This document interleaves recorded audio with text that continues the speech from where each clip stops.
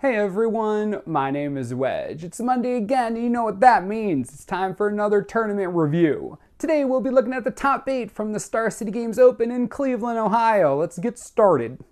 The Open winner was Ross Merriam running Ban Heroic. Despite the name, the deck is mostly white-blue and mostly similar to what we've seen before. The big new addition is Dromoka's Command. It makes a lot of sense. When your narrowest mode can consistently clear a courser out of the way, you're in pretty good shape.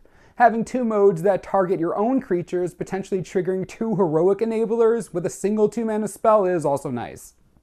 Second place went to Brad Fallon running Green-Red Dragons. The name says it all here. It's Green-Red monsters, but replace the monsters with dragons. We've got 4 Stormbreath Dragon, 4 Thunderbreak Regent, and 2 Dragonlord Tarkir. The rest of the deck is mostly dedicated to ramping up to those dragons as quickly as possible. Also, having 10 dragons helps with casting Draconic Roar for value, so there are 4 of those as well. In third place, we had Kyle Bogamus with Obzan Aggro. This is a deck that isn't entirely new, but we haven't seen it in a long time. Like in mid-range, there's quite a bit of removal. However, here, the creatures are all aggressive and cheap, and mostly concentrated around the 2-drop slot. Fleecemane Lion, Rakshasa Death Dealer, Heir of the Wilds, and such. Newer additions include Warden of the First Tree, Tassiger the Golden Fang, and Dromoka's Command. Gerard Fabiano took 4th place with Esper Dragons, the mainly blue-black control deck we've been seeing all over the place since the Pro Tour. While we'd heard of variations of this deck that took out Ugin altogether in favor of Ashiok, this version of the deck actually uses both. Interestingly, the deck also includes one Other End in the main to deal with the odd permanent that's neither a creature nor a planeswalker.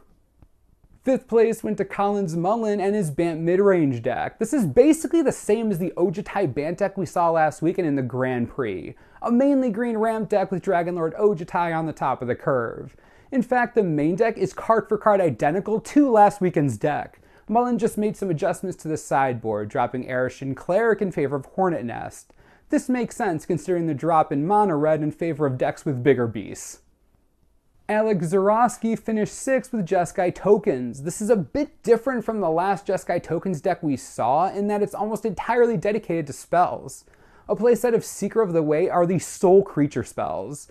This leaves room for more draw spells like Anticipate. You may have a couple fewer creatures, but once you have some tokens out, you've got Jeskai Ascendancy triggers for days. It's definitely more my style.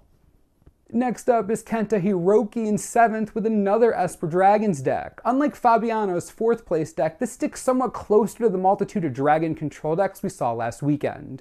By this, of course, I mean 2 Silumgar the Drifting Death, 1 Ugin, no Ashiok, and everything else is basically the same. Rounding out the top 8 is Connor Bowman with another Obzan Aggro deck. This one is quite different from Kyle Bogamus' 3rd place deck. There's a greater emphasis on creatures and an overall smaller curve here.